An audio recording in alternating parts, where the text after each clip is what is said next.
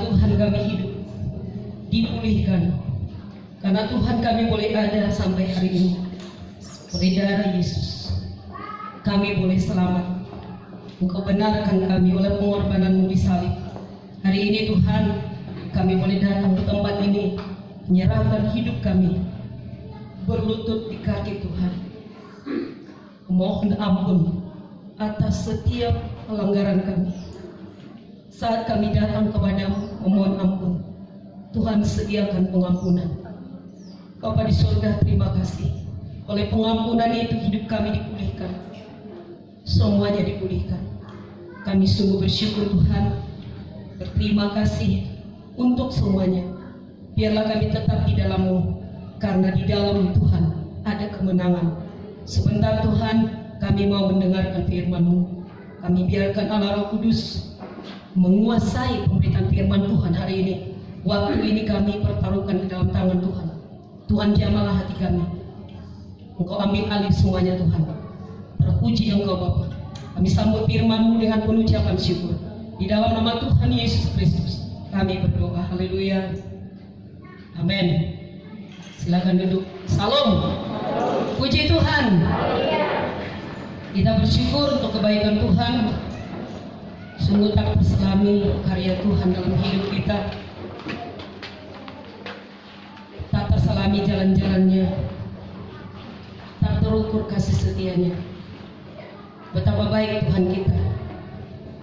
Kalau Bapak Ibu boleh menikmati hidup hari ini, saya juga, itu karena Tuhan.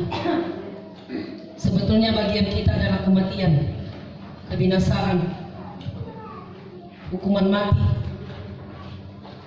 Tapi posisi itu diganti oleh Tuhan. Dan oleh karena Tuhan mengganti posisi itu, sehingga kita tidak mengalaminya lagi, tapi kita beroleh sukacita, hidup yang dipulihkan, keselamatan anak-anak Tuhan. Kalau kita mau membalas semua kebaikan Tuhan, kita tidak akan sanggup. Tapi Tuhan mau hati kita, Tuhan mau hidup kita untuk menyenangkan hatinya.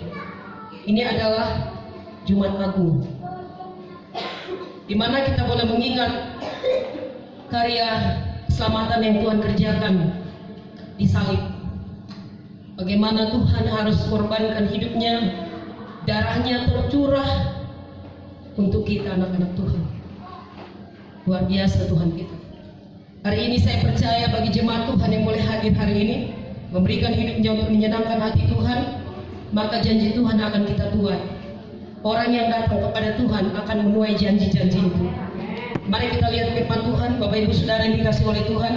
Saya ajak kita boleh buka di Lukas 22 ayat 39 sampai ayat yang ke-46.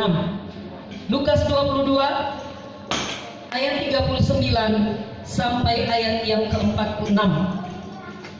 Anak-anak Tuhan, jemaat Tuhan, sepanjang satu minggu ini ayat ini berulang-ulang saya baca. Setiap saya membacanya ada sesuatu yang baru. Saya baca lagi ada sesuatu yang baru. Saya baca lagi ada sesuatu yang baru. Menjadi sebuah perenungan bagi saya. Bagaimana indahnya ternyata kalau sudah dipulihkan Tuhan. Mari kita baca firman Tuhan di Lukas 22 ayat 39 sampai ayat yang ke-46. Firman Tuhan di Alkitab kita dibuat judulnya di Taman Getsemane. Di Taman Getsemane. Di Taman Getsemani, mari kita lihat Bapak Ibu, kita boleh baca bersama-sama 2-3 ya. Lalu pergilah Yesus keluar kota, dan sebagaimana biasa dia menuju Bukit Zaitun. Murid-muridnya juga mengikuti dia. Setelah tiba di tempat itu, ia berkata kepada mereka, berdoalah supaya kamu jangan jatuh ke dalam pencobaan. Kemudian ia menjauhkan diri dari mereka, kira-kira selempar batu jaraknya. Lalu ia berlutut dan berdoa, katanya, ya Bapakku, jika engkau mau, ambillah cawan ini daripadaku. Tetapi bukanlah kehendakku, melainkan kehendak-Mu lah yang terjadi. Maka seorang malaikat dari langit menampakkan diri kepadanya untuk memberi kekuatan kepadanya. Ia sangat ketakutan dan makin bersungguh-sungguh berdoa. Peluhnya menjadi seperti titik-titik darah yang bertetesan ke tanah. Lalu ia bangkit dari doanya dan kembali kepada murid-muridnya. Katanya kepada mereka, mengapa kamu tidur? Bangunlah dan berdoalah supaya kamu jangan jatuh ke dalam pencobaan. Bapak Ibu Saudara dikasih oleh Tuhan, saya mau kasih judul firman Tuhan hari ini, 3 hal yang membuat kita supaya tidak jatuh dalam pencobaan. Bapak Ibu Saudara dikasih oleh Tuhan, peristiwa di Taman Getsemani, di situ adalah momen di mana Yesus akan mempersiapkan dirinya untuk mengikuti kehendak Bapa. Ini karya besar dan terakhir, dan tidak akan pernah terjadi. Bagaimana Tuhan akan mengerjakan sesuatu yang luar biasa yang tidak bisa dikerjakan oleh siapapun, dan oleh tugas tanggung jawab yang dikerjakan itu dengan baik, maka orang-orang termasuk saya dan saudara menjadi selamat. Apa yang terjadi di sana? Suatu ketika Yesus dan murid-muridnya mereka pergi ke Taman Getsemani. Kita boleh lihat ceritanya di situ. Setelah tiba di tempat itu, mereka berencana untuk berdoa. Dikatakan yang 41, kemudian dia menjauhkan diri dari mereka, kira-kira sekelempar batu jaraknya. Lalu ia berlutut dan berdoa. Katanya, di sini Yesus mengambil posisi berdoa. Dia berdoa berlutut. Dikatakan di firman Tuhan, dia berlutut, dia berdoa. Dia katakan seperti ini doanya, ya Bapa-Ku, jikalau Engkau mau, ambillah cawan ini daripadaku, tetapi bukanlah kehendakku melainkan kehendak-Mu yang terjadi. Lalu dikatakan di firman Tuhan yang 43, maka seorang malaikat dari langit menampakkan diri kepadanya untuk memberi kekuatan kepadanya. Untuk memberi kekuatan kepadanya. Semakin dia berdoa, semakin dia ketakutan. Apa yang membuat dia ketakutan? Kita baca selanjutnya di ayat 44. Ia sangat ketakutan, makin bersungguh-sungguh berdoa. Peluhnya, dikatakan di firman Tuhan, menjadi seperti titik-titik darah yang bertetesan di tanah. Lalu ia bangkit dari doanya dan kembali kepada murid-muridnya. Tetapi ia mendapati mereka sedang tidur karena duka cita. Katanya kepada mereka, mengapa kamu tidur? Bangunlah dan berdoalah supaya kamu jangan jatuh ke dalam pencobaan. Bapak Ibu Saudara yang dikasih oleh Tuhan, apa yang merupakan makna Jumat Agung bagi saya dan bagi saudara? Apakah Jumat Agung itu hanya sekedar formalitas di mana orang Kristen harus beribadah di sana? Karena kalau tidak ibadah nggak cocok disebut Kristen. Lalu kita beribadah, ataukah karena peraturan sebuah denominasi gereja bahwa setiap Jumat hari kematian orang harus beribadah? Lalu karena peraturan itu kita menjadi beribadah. Anak-anak Tuhan yang dikasih oleh Tuhan, kalau kita lihat di firman Tuhan, kalau kita baca bagaimana kisah sejak Yesus ditangkap sampai pada akhirnya disalibkan, ada banyak cerita sedih di sana. Kalau Bapak Ibu Saudara dikasih oleh Tuhan menonton filmnya saja, kadang kita menangis, bertobat sebentar. Karena saking sedihnya melihat atau menonton film tersebut, muncul tiba-tiba di hati, Tuhan, aku gak mau jahat lagi, aku mau jadi orang baik. Karena kita menonton. Tapi apakah itu berakar atau seterusnya? Sama katakan kepada kita Bapak Ibu Saudara dikasih oleh Tuhan, kita harus tahu apa makna Jumat Agung dalam kehidupan kita. Kalau kita lihat kisah itu, di sana ada sebuah pengorbanan. Saya mau ajak kita dulu bernostalgia, tapi bukan nostalgia yang membuat senang-senang, tapi sesuatu yang namanya pengorbanan. Yang namanya pengorbanan berarti ada sesuatu yang harus dikorbankan. Anak-anak Tuhan yang dikasih oleh Tuhan, apa itu pengorbanan? Pengorbanan yang dikerjakan oleh Yesus di sana adalah bagaimana dia harus turun dari singgasananya, dari kerajaannya yang seharusnya dia diagung-agungkan, seharusnya dia disembah, dipuji-puji, tempatnya juga indah, bersih, dan bagiannya adalah berkat-berkat.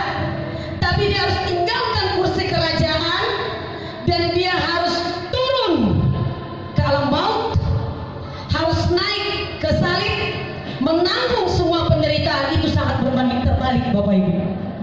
Tidak ada orang di dunia ini yang bisa kita temukan dari hidup yang bahagia, hidup yang tenang, hidup yang diagung-agungkan,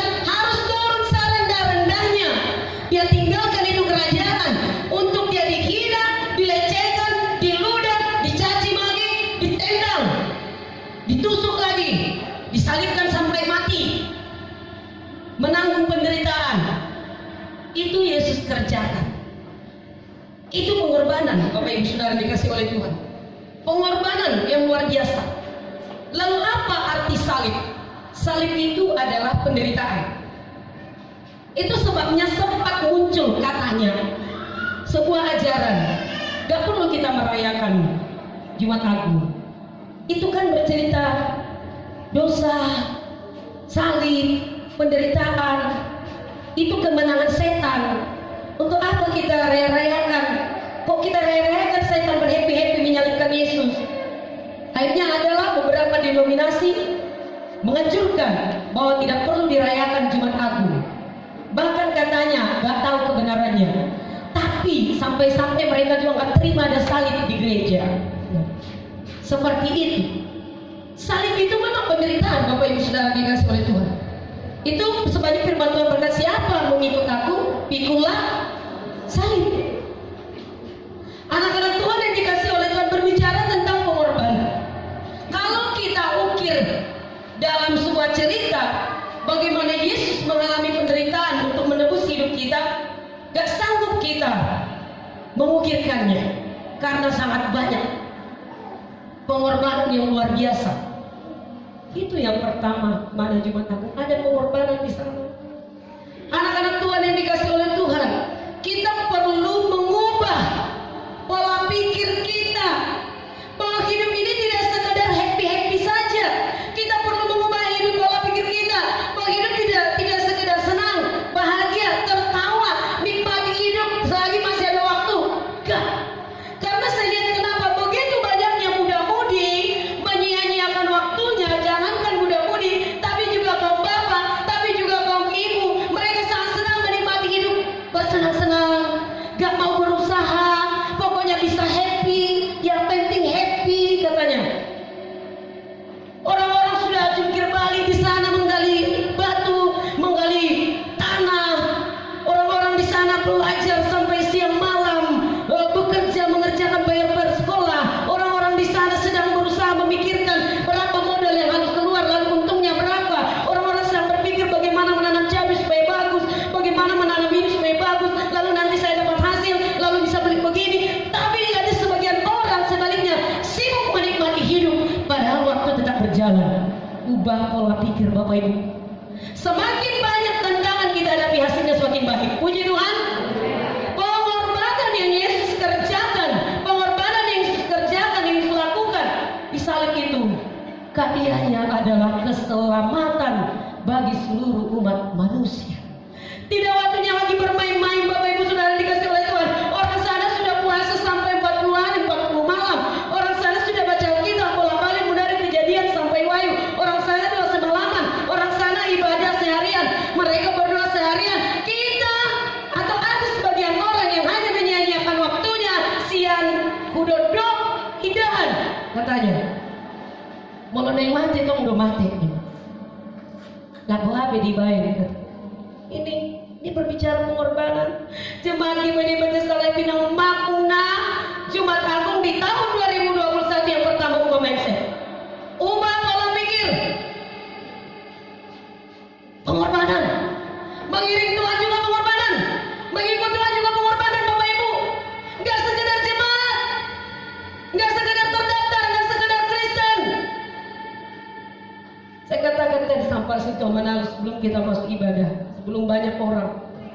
Sebenarnya amal, kalau kita boleh jujur, kita ini masih banyak formalitas kita Kristen. Sebenarnya kita nggak benar-benar Kristen.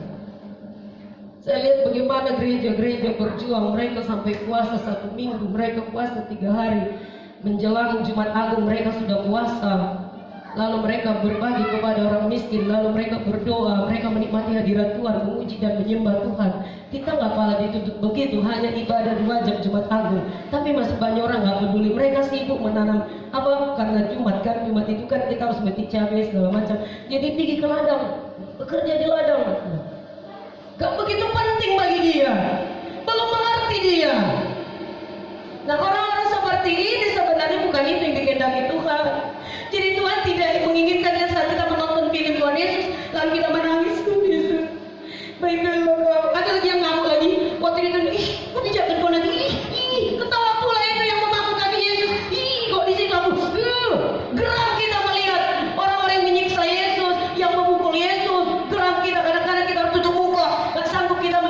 dipaku. Bukan itu maunya Tuhan. Maunya Tuhan apa yang harus kita kerjakan? Pertumbuhan iman. Puji Tuhan. Pertumbuhan iman. Korbanan. Ini awal tahun masih awal bulan April.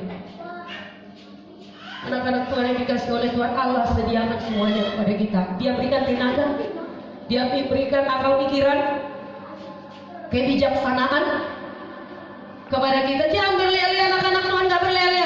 Anak-anak Tuhan gak malas-malasan, baik dalam hal beribadah maupun dalam bekerja. Biar kita ubah mindset kita. Ini berbicara pengorbanan, anak-anak Tuhan. Laku apa yang boleh diizinkan Tuhan untuk kita emban supaya nama Tuhan dipermuliakan. Mari kita kerjakan dengan baik. Mari kita takut akan Tuhan. Mari kita berikan yang terbaik kepada Tuhan. Lalu yang kedua, apa yang boleh kita lihat di sana? Sebelum saya nanti berikan hubungan dengan tema kita, saya mau buka dulu pikiran kita mengetahui bagaimana luar biasanya karya Tuhan bagi hidup kita. Yang seharusnya kita ini nggak ada apa-apanya, seharusnya kita ini binasa, tapi Tuhan angkat berharga, bahkan menjadi anaknya istimewa Dia buat. Yang kedua, Bapak Ibu, di sana ada pengampunan. Di sana ada pengampunan. Upah dosa adalah maut, itu sudah pasti. Jadi orang yang berdosa bagiannya adalah maut, kematian, neraka. Dan tidak ada seorang pun, sebaik-baiknya seseorang, tidak ada manusia di dunia ini yang tidak berdosa. Itu sebabnya dikatakan di kitab Roma, karena semua orang telah kehilangan kemuliaan Allah. Karena semua orang telah berdosa dan telah kehilangan kemuliaan Allah. Berarti semuanya bagian kita adalah kematian. Tapi di sana ada sebuah nilai, Bapak Ibu, Jumat Agung. Kematian Kristus, di sana ada pengampunan. Pengampunan anak-anak Tuhan. Bahkan Bapak Ibu Saudara yang dikasih oleh Tuhan, waktu Yesus dalam penderitaan yang sangat menderita ini, Dia malah berdoa. Apa doanya? Ya Bapa, ampunilah mereka, karena mereka tidak tahu apa yang mereka perbuat. Anak-anak Tuhan yang dikasih oleh Tuhan, nilai pengampunan. Oleh karena Tuhan ampuni dosa kita, maka kita dibenarkan. Sehingga orang-orang yang sudah diampuni dosanya oleh Tuhan, mereka telah hidup dibenarkan oleh darah Yesus. Layak bagi Tuhan. Puji Tuhan. Jadi kalau ada dosa pelanggaran kita, Bapak Ibu Saudara dikasih oleh Tuhan, datang berlutut, minta ampun sama Tuhan. Bila perlu nangis-nangis di kaki Tuhan, datang kepada Allah. Tuhan, ini aku sangat berdosa. Mulutku, kakiku, tangan, seluruh tubuhku, pikiranku pun, hatiku pun berdosa. Aku mohon ampuni aku Tuhan. Firman Tuhan berkata, orang yang mengaku dosa, dosanya diampuni. Tapi bukan hanya itu saja, Bapak Ibu Saudara dikasih oleh Tuhan, Allah menyediakan pengampunan. Untuk itu Bapak Ibu yang dikasih oleh Tuhan, tuntunan firman Allah kepada orang-orang percaya kedua di Jumat Agung tahun 2021 ini, lepaskan pengampunan kepada semua orang. Puji Tuhan. Berikan dulu kemuliaan bagi Tuhan. Masih ada baik, ada kebencian kepada orang lain, sama kata saudara mengalami berkat. Jangankan berkat, gak berkenan bagi Tuhan. Kalau kau tidak mau mengampuni orang bersalah kepadamu, aku tidak akan mengampuni engkau, kata Tuhan. Jangan sampai ada jemaat GPD Bethesda Pinang masih membenci. Walaupun banyak orang membenci kau di sana, lepaskan pengampunan, tebarkan kasih. Apa ruginya rupanya? Sukanya di sini, sampai bosan dia nanti. Sehingga dia akan berkata, makin ku benci dia kok makin ketawa dia. Makin ku doakan dia hancur kok makin banyak uangnya ku tengok. Mukanya pun makin cantik kulihat. Sampai gila sendiri dia. Karena orang yang membenci memang mukanya pun kayak muka. Tahulah, kalau aku bilang nanti iblis. Tak apalah, pokoknya orang yang berkaum macam mana. Nah, kalau Nabi Birion yang ada kepahi, ada kebencian di hatinya. Wih, bisa kita lihat. Kayaknya gak lepas. Rohnya gak lepas, kita agak terkuku kali lah. Tak usah, biar orang lain membenci kita, tapi kita tetap mengasihi mereka. Bukankah Yesus menerima kita apa adanya? Sebetulnya sebetulnya kita nggak layak di hadapan Tuhan. Kita sering menyakiti hati Tuhan, tapi Tuhan terima kita apa adanya. Loh, kalau Tuhan sudah terima kita apa adanya, kalau Tuhan sudah mengampuni kita, tidak pernah mengingat-ingat kesalahan kita, membuangnya ke tubir laut, lalu kenapa kita tidak bisa mengampuni orang lain? Kenapa kita tidak bisa memaafkan orang lain? Kenapa kita tidak lepaskan pengampunan kepada orang lain? Apakah itu tetangga? Apakah itu saudara? Atau jangan-jangan suami atau istri kita? Maka hari ini khususnya kita yang bertobat di sini. Kalau ada tuh suaminya atau istrinya di sini, tapi nggak cakapan tuh masih Allah matok. Nang meleng. Apakah antara pemuda dan pemudi? Apakah antara yang bertetangga? Marpariban? Apalah itu? Anak baru main segala macam. Lepaskan pengampunan. Tuhan mengampuni kita, ada nilai pengampunan di sana. Kalau tidak ada pengampunan disediakan Tuhan, kita semua mati binasa, Bapak Ibu. Mati binasa, karena tidak ada yang bisa mengampuni kita kalau bukan dengan darah Yesus. Jadi jangan lagi ada jemaat yang menyimpan akar pahit, kebencian, menyimpan dendam di hati, itu mengurangi berkat. Tapi saya percaya semua yang di sini tengok baik-baik nih semua ini. Gak ada yang menyimpan benci-benci ini, dendam-dendam ini. Mana mungkin itu?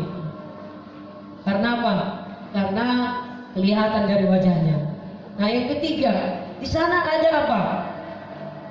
Mentalitas pemenang. Waktu Yesus mau disalib, waktu dia masih disiksa, Bapak Ibu Saudara dikasih oleh Tuhan. Kalau khotbah saya minggu lalu berkata, apa khotbah saya minggu lalu? Hosana, Hosana, dimuliakanlah Tuhan. Kebalikannya hari ini, salibkan dia, salibkan dia, salibkan dia. Aku tidak menemukan lagi kesalahan kepada dia. Kenapa dia harus kita salibkan? Biarlah saya lepaskan dia. Lebih bagus saya lepaskan si ini. Saya tahan si ini, dia saya lepaskan. Tidak, lepaskan Barnabas bagi kami, tapi salibkan dia. Jemaat Tuhan, apa yang boleh kita temukan di sana? Waktu Yesus mengalami penderitaan itu sampai pada akhirnya disalib, mereka bersorak-sorai, mereka senang, mereka bahagia, karena mereka berpikir mereka itu akan menang. Mereka senang karena mereka merasa bahwa mereka sudah mengalahkan Yesus. Tapi mereka tidak tahu apa rahasia kebenaran firman Tuhan. Justru di balik salib ada keselamatan untuk semua umat manusia. Puji Tuhan. Lalu apa yang terjadi? Ada kemenangan. Jadi anak-anak Tuhan, jemaat Tuhan yang dikasih oleh Tuhan, kalau seseorang dikatakan pemenang, jikalau dia sanggup melewati tantangan dan ujian hidup dan tetap tidak pernah meninggalkan Tuhan. Puji Tuhan. Haleluya. Itu pemenang. Itu pemenang. Saat ada tantangan, ada persoalan, ada pergumulan dalam kehidupan kita, tapi kita tak pernah tinggalkan Tuhan, tapi masalah kita hadapi sampai lewat masalah itu, kita tetap di dalam Tuhan, baru itu namanya pemenang. Yang ketiga, Bapak Ibu Saudara yang dikasih oleh Tuhan, pemenang. Sedikit-sedikit ada masalah, maheu. Sedikit-sedikit ada masalah, gak gereja. Sedikit-sedikit ada masalah, gak ibadah. Gak mental pemenang itu. Itu kalah sebelum bertanding. Tapi lewat kematian Kristus dan dia bangkit, kita menjadi lebih dari pemenang. Pemenang, Bapak Ibu Saudara dikasih oleh Tuhan. Lalu apa kata firman Tuhan Bapak Ibu yang dikasih oleh Tuhan? Kita kembali ke firman Tuhan yang sudah kita lihat tadi, Bapak Ibu Saudara dikasih oleh Tuhan. Dikatakan di sana di ayat 46. Karena saya katakan tadi judul firman Tuhan bagi kita hari ini adalah 3 rahasia supaya tidak jatuh dalam pencobaan. Pencobaan itu datangnya dari iblis. Kalau sudah datangnya dari iblis, iblis menghendaki kehancuran. Iblis mau anak-anak jemaat GPD setelah Pinang semua jangan ada yang berhasil. Hancur semua. Sekolahnya gagal. Itu dari program iblis itu. Udah diatur itu, ditata sedemikian rupa. Jangan sampai ada anak-anaknya pejabat. Jangan sampai ada anak-anaknya yang sukses. Udah mereka atur itu. Saya mau anaknya si Anu jadi ini, anaknya si Anu jadi ini, anaknya si Anu jadi ini. anu, jadi ini. Jadi mereka sudah buat cara supaya begini dia, beginilah aku buat. Nah, jadi dia akan buat terus cara supaya kita jatuh. Anak-anak Tuhan, Yesus sudah menyelamatkan kita. Yesus sudah menebus kita. Sekarang apa pekerjaan kita? 2 kali berulang-ulang Yesus katakan, berdoa supaya tidak jatuh dalam pencobaan, katanya. Jadi kita lihat Bapak Ibu Saudara dikasih oleh Tuhan. Dari Lukas pasal yang 22, 39 sampai 46, apa yang harus kita kerjakan sebagai anak-anak Tuhan supaya kita tidak jatuh dalam pencobaan. Kalau dalam cobaan nggak apa-apa salah, tapi kalau jatuh, kalau menang nggak apa-apa.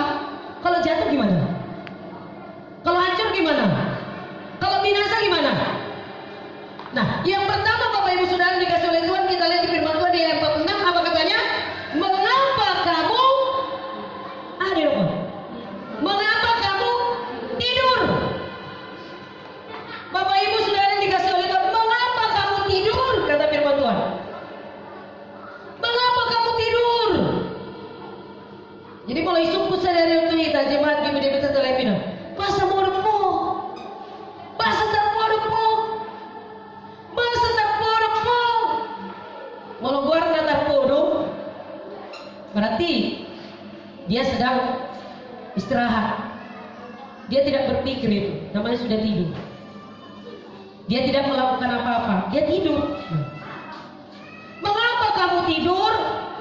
Yang pertama Bapak Ibu Saudara yang dikasih oleh Tuhan, jangan tertidur. Jangan tertidur.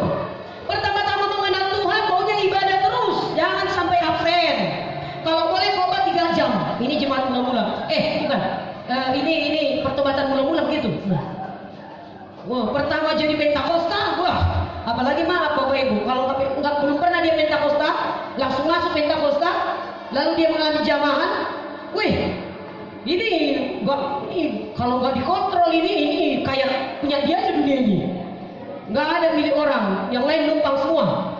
Gereja pun kayak punya dia aja, dia udah kayak pendeta Bogor aja, pokoknya berdoanya nggak ciamin, sampai 5 jam berdoa dia terus. Nah, ibadah pun maunya ibadah terus. Persembahan jangan ditengoknya kecil-kecil. Maunya ada kegiatan di gereja, dia terus yang datang. Ini kalau mula-mula mengenal Tuhan. Nah, jangan larinya balapan, pokoknya ugal-ugalan. Gitu. Tapi Tuhan sudah ingatkan sebetulnya, saat kita sudah ada di dalam Tuhan, maka Tuhan sudah ingatkan apa yang harus kita kerjakan. Berarti pelihara kehidupan roh. Nah, tapi yang menjadi hasilnya adalah tarpodom. Tarpodom. Mengapa kamu tidur, katanya? Mengapa saya sebagai hamba Tuhan, mengapa saudara sebagai jemaat tidur? Jangan tidur. Jangan. Karena apa? Berjaga-jagalah. Karena iblis datang seperti singa, mengamau siap mau nangkap mangsa. Apa kamu tidur? Tak boleh terbodoh. Apa maksud tua majelis? Tak boleh terbodoh. Kamu kapelayan semangat. Tak boleh terbodoh. Nare nggak berjuang sonar sidel maju. Hari harus dia berjuang dengan sidel. Tak mau sidel. Nare berjuang wartanya. Sonar sidel maju. Kalau nak terus berjuang. Tak mau sidel. Sekali kenal Tuhan selamanya mengiring Tuhan. Amin. Justru Tuhan bilang naik level. Naik level belum dia batra. Pas saya naik level. Alana kam level portigio. Lam. Ada bahasa Batak. Gugulau ma. Bahwa kalau mereka dia dihamil dunia dan jorat. Bayangkanlah jerat. Kalau kita sedang menjerat burung, mana-mana tawai nahan. Sabil betaya sabil. Kan tahu itu kan bebas sabil di simpan anda. Kalau orang hati-hati itu masuk wanita. Mati mah. Tangan sih. Sekali kenal Tuhan, selamanya naik level. Mau ngabuhian di mana mempentangiang? Bulan depan nah, tak berguna pentangiang nah. Bulan depan dalam berjudian, dalam maniroi, dalam segala macam. Baik, kalau kita tanya kepada diri kita jemaat Tuhan, anak-anak Tuhan. Mari tanya dulu diri kita, kira-kira gimana? Sejak kita mengenal Tuhan, naik nggak level iman kita? Naik nggak muda-mudi? Jajan kok turun? Kaum bapak, kaum ibu, naik nggak levelnya? Naik nggak? Baru kalau persekolahan naik, levelnya persiapa kok naik dong? Jadi mau langsung naik kamangin aman yang olongan di Tuhan, cakoi. Maka udah modom. Mengapa kamu tidur katanya? Terkudu. Terkudu. Jadi kadang-kadang kita ini merasa ada rasa sudah di di situasi nyaman pikirnya, santai-santai dia. Minggu lalu pas ibadah seperti ini terjadi bom kan di Makassar. Di Makassar terjadi bom di Makassar. Barangkali setelah terjadi bom, dua hal yang menjadi perubahan sikap di orang-orang Kristen. Yang pertama, bisa jadi tambah baik beribadah. Orang sudah mau datang Tuhan lah, gereja pun dari bom, baik-baik lah gereja lah kita semua ini ada kelompok gitu. Tapi ada kelompok yang berbeda, nggak mau lagi gereja, di gerejanya bom. Lucu ya teroris ini ya, aneh. Tengok teroris ini, sembahyangnya di masjid katanya, berdoanya di masjid, tapi matinya minta di gereja. Aneh kali teroris ini kata. Nggak usah lah kita ke gereja, banyak teroris. Nah, itu kelompok yang kedua. Jadi bisa membuat lemah iman, tapi bisa juga membuat tambah semangat mengiring Tuhan. Kalau itu diposisikan di kita masih bersyukur anak-anak Tuhan. Di sini kalah aman-aman saja. Tapi ini pula persoalan. Justru di aman-amannya ininya orang masih makin adem. Gak sungguh-sungguh lagi beribadah. Besok masih bisanya gereja. Memang betulnya itu sekali dia setahun Jumat Agung, tapi tahun depan kan masih ada. Kalau masih hidup, kalau bintok, itu luas tahu, dan sangat lucu. Di bawah HP nih, alarm di nomor pertuluan, iya kan? Semalam kecelakaan di mana? Di Bintang, meninggal. Tadi pagi kecelakaan Tanjung Beringin, 3 orang, 2 meninggal, 1 kritis, anak-anak muda juga. Laga kambing kalau yang di Tanjung Beringin tadi. Tapi mungkin nak mula di pulang kampung, mungkin perantau. Mereka tahu apa? Atek. Di mula dijauh iba mo dak mungkin mati kalau si markareta iba isi madok. Nah mati mulu aduh. Ira saya dokter berjaga-jaga. Tidak mau mengina. Tidak bisa. Udah mana? Selalu mengiring Tuhan. Jadi supaya tidak jatuh pencobaan, unang takut dulu. Yang kedua Bapak Ibu Saudara dikasih oleh Tuhan. Dikatakan di firman Tuhan apa? Bangun. Bangunlah katanya. Bangun. Ada arti dibangun. Dungo. Sama apa dibangun? Bangkit.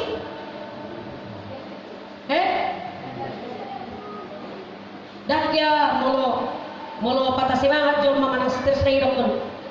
Manang mahirap na kaya ko. Bangun kau, na kaya. Bangkit kau ini. Ani molo jom molo bangun. Bangunlah. Hati beda ya. Bangun. Kalau ngasang apa yang menginap terpodo, unang regis terus. Waktunya hari ini bangun semua. Puji Tuhan.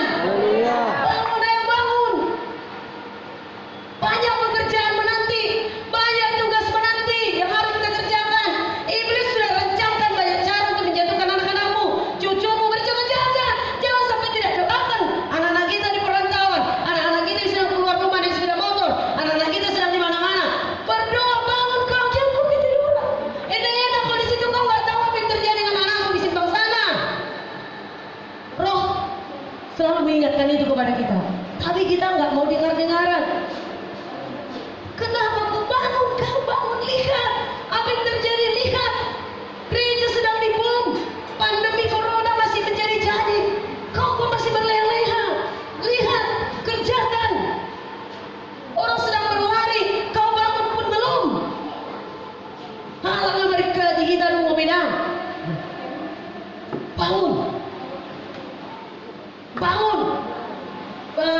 jam saya bilang kalian berjaga-jaga, bisa ketiduran kalian. Tidak boleh kan? 1 jam saja kalian berjaga-jaga. Kata Yesus, bangun. Lalu yang ketiga apa katanya? Berdoa. Jadi orang-orang Kristen, Bapak Ibu Saudara dikasih oleh itu, kalau tidak ada lagi doa dalam hidupnya, karejonion mau malas martangiang, karejonion selalu murah badan, gampang jatuh, apa namanya, maju mundur imannya, mudah tersinggung, mudah marah. Dia akan mencari-cari celah, mencari kelemahan orang. Saat ada tantangan dia gak kuat karena doa. Berdoalah supaya engkau tidak jatuh dalam pencobaan, kata Yesus kepada murid-muridnya. Kita umat Tuhan yang sudah ditebus oleh Tuhan, oleh darah Yesus, bangun bahtera doa. Mari kita bangun bahtera doa. Jangan sampai nggak ada doa. Apalagi para pelayan, jangan sampai nggak ada doa anak-anak Tuhan. Iblis memasang siasat berbagai macam cara supaya anak-anak Tuhan lemah. Jadi kita harus lawan, kita harus tandingi dengan doa. Waktu Yesus harus diperhadapkan, bagaimana Yesus memang tidak stres. Dikatakan di situ, kalau saya lihat di penggaliannya, Yesus frustrasi. Bahkan dia mengalami pecah pembuluh darah. Belum terjadi, masih memikirkan. Karena sebenarnya Yesus sudah tahu apa yang harus dia tanggung. Sekiranya boleh, lalukanlah cawan ini daripadaku ya Bapak. Karena apa? Karena penderitaan yang harus dia tanggung itu sangat berat. Dia sebenarnya sangat menderita. Sekiranya boleh dia nggak mau tanggung itu. Tapi supaya dia mampu dengan itu, dia berdoa. Berdoa sejadi-jadinya. Berdoa, makin ketakutan dia, tapi dia terus berdoa. Dikatakan di firman Tuhan dia berlutut terus berdoa, terus sampai air matanya terus mengalir, terus berdoa. Jadi semakin berat tantangan, semakin banyak doa. Itulah sumber kekuatan kita. Yesus kerjakan anak-anak Tuhan. Jadi supaya kita nggak jatuh bangun iman percaya kita jemaat Tuhan, kita harus banyak berdoa. Kalau ada tantangan atau persoalan tidak sanggup kita lalui, berdoalah supaya Tuhan kasih kita kemampuan. Itu saja solusi. Buat bahtera doa. Berdoa. Umat Kristen atau pengikut Kristus, berdoa itu kan kita tergantung bagaimana cara kita menikmati hadirat Tuhan. Berbeda dengan agama seberang. Mereka nggak boleh macam-macam. Kalau mau melakukan kayak sholat gitu, mereka harus bersih semua, bersihkan semua, baru harus ada alas. Nggak boleh. Jadi nggak bisa sembarangan mereka. Kalau kita yang penting hati. Jadi saat dimana kita mulai punya tantangan dalam situasi dimanapun tempat kita, bagaimanapun situasinya, ya berdoa boleh. Itu Kristen. Kenapa anak-anak Tuhan? Karena pencobaan selagi kita masih di dunia dia akan terus nanti datang. Jadi tantangan iman kita jemaat Tuhan sampai akhir hidup kita berakhir di dunia ini, nanti tantangan akan terus kita hadapi. Permasalahan akan terus kita hadapi. Ujian iman, pencobaan akan terus kita hadapi. Jadi supaya kita tidak jatuh. Karena ada begitu, setiap kali dulu bertuhan, tadi tahap yang terjadi. 1 tahun kemudian kita ketemu dengan dia, kita lihat dia sudah nakal kali. Jangankan beribadah, ya. Ada teman bapak gitu dulu pelayan, sekarang jadi bandar narkoba. Aduh, narkoba. Apa namanya itu? Katanya maulah bertogel-togel dia di Riau sana. Udah pelayan kian dia. Udah pernah dibentuk menjadi hamba Tuhan. Ngeceknya si putri lah, sudah sekolah hamba Tuhan, baik kali segala macam. Tapi ketemu kita 5 tahun lagi, udah jadi perempuan gak beres, dia cek rambutnya pun 10 macam. Anting-antingnya pun tingkat-tingkat sampai ke atas, ya kan? Nah, gak beres. Nah, itu tujuan setan begitu, tujuan iblis gitu. Maka jangan seorang pun boleh menghakimi anak-anak Tuhan. Tetaplah berdoa supaya orang-orang yang belum mengenal Tuhan bisa mengenal Tuhan. Karena kita nggak tahu orang penjahat yang di luar sana yang jahat kali itu, kita nggak tahu tahun depan dia bertobat malah jadi pendeta lagi. Maka kalau kita duluan mengenal Tuhan, pelihara imanmu. Jangan kau pikir udah gerejanya aku, udah jemaat di PDPT ternyata dia dulu akan pendeta itu itu. Enggak pun aku bergereja, sampai kapanpun nggak akan jadi penjahat aku. Karena berarti dia akan gembalanya itu. Nggak ada itu, karena ada itu. Mau jungkir balik gembala mendoakan, kalau mau tidak mau datang ya nggak ada gunanya. Nah, jadi sekali kita sudah mengenal Tuhan, sudah mengalami penebusan darah Kristus, bahwa kita harus tetap setia, kita harus tetap maju, naik dan naik. Nah, karena saya pun kadang-kadang saya bilang sama Bapak, hidup kita udah 41 tahun. Kalau firman Tuhan katakan 30 tahunnya umur orang, sekian tahun. Kalau bisa ya Pak, saya bilang maunya 80 tahun kita itu meninggal. Baru kalau boleh beda seminggu lah kita. Jadinya Bapak duluan atau aku duluan seminggu aja. Nah, karena aku akan sanggup hidup tanpa Bapak. Datang Bapak, aku tak akan sanggup kurasa hidup tanpamu.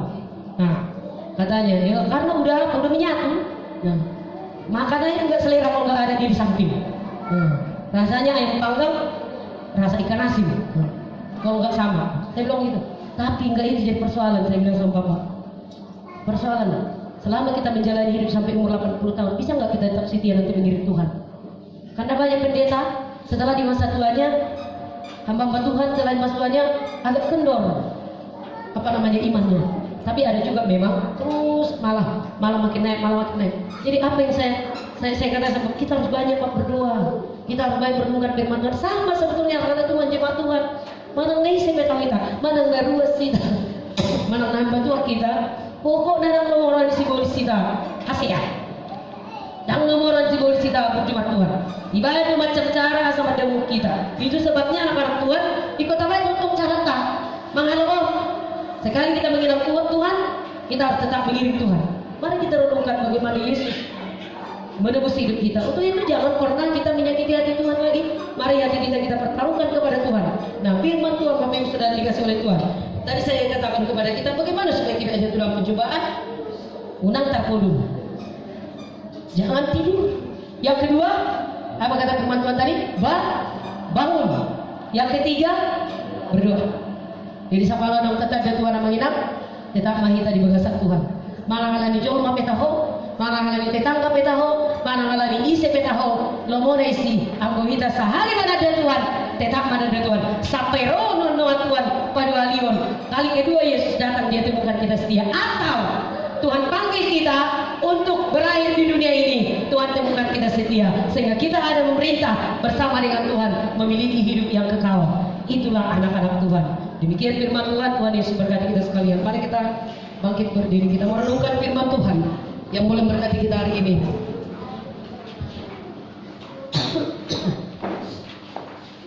Haleluya.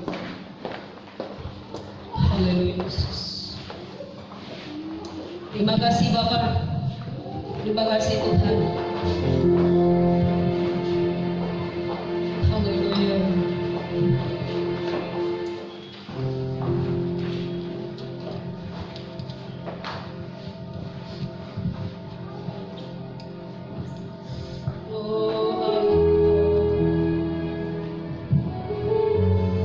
Tuhan, oleh pengampunan yang Tuhan berikan, Kau membuang dosa kami, melemparnya ke tubir laut.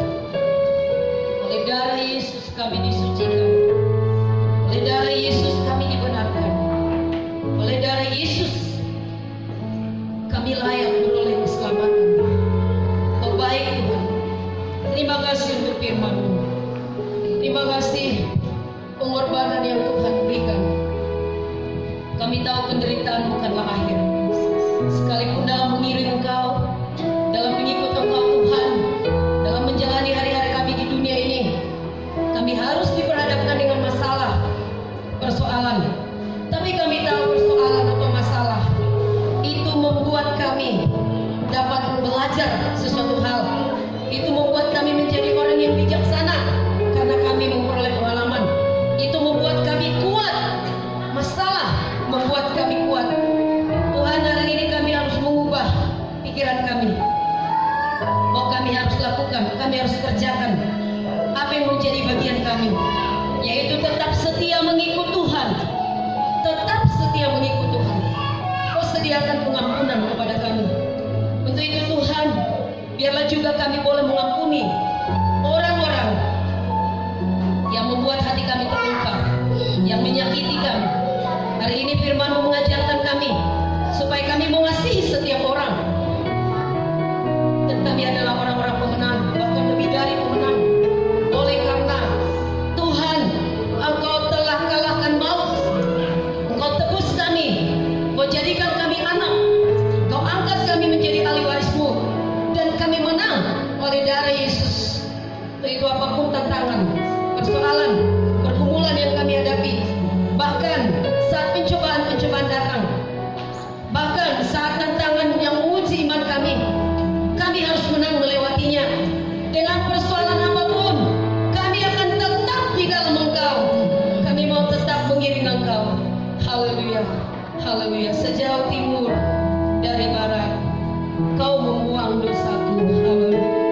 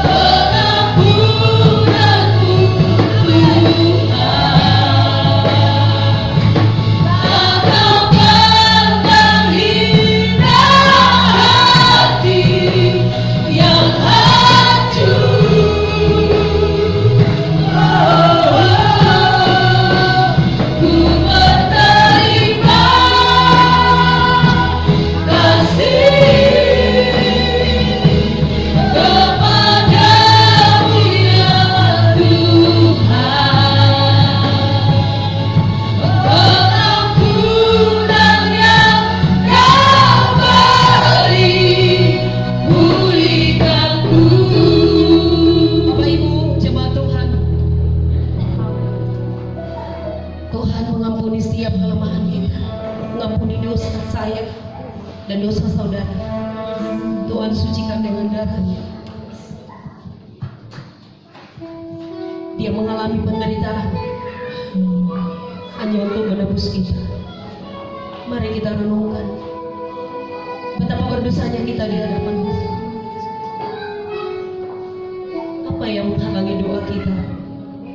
Apa yang menghalangi berkat Tuhan dalam hidup kita? Itu adalah dosa dan pelanggaran kita. Bukan kurang panjang tangan Tuhan untuk memberkati saudara, memberkati saya. Tapi firman Tuhan berkata dosa dan pelanggaran pula. Mari, apa yang membuat kita terhalang untuk bertumbuh di dalam Tuhan? Mungkin masih ada dosa-dosa terselubung, hal-hal yang melukai hati Tuhan, pelanggaran-pelanggaran kita terhadap firman Tuhan. Ada kesempatan bagi kita hari ini minta ampun kepada Tuhan. Tuhan rancangkan masa depan penuh harapan kepada setiap orang yang mengasihi Dia, saya dan saudara. Jangan kita berikan kesempatan kepada iblis untuk merusak itu. Tapi mari kita datang kepada Tuhan. Tuhan buang dengan jauh-jauh dosa dan pelanggaran kita. Dia sucikan, Dia kuduskan kita, sehingga hidup kita dipulihkan, kita diberkati. Bapak Ibu pemuda-pemudi, waktunya bagi kita, mari bangkit mengiring Tuhan. Waktunya bagi kita mengubah hidup kita yang selama ini tidak sungguh-sungguh mencari Dia. Mari hari ini kita renungkan firman Tuhan. Tidak bisa engkau berjaga-jaga 1 jam saja, kata Tuhan Yesus kepada murid-muridnya. Mengapa engkau tertidur? Bangunlah, berdoalah, supaya engkau tidak jatuh dalam pencobaan. Hari ini pun firman Tuhan yang sama Tuhan sampaikan kepada kita. Semua umat Tuhan yang ada di tempat ini, Tuhan berkata, mengapa engkau tidur? Bangunlah dan berdoalah supaya engkau tidak jatuh dalam pencobaan. Mari kita naikkan kembali pujian ini. Sejauh timur dari barat. Haleluya Yesus. Kau membuang dosaku Tuhan.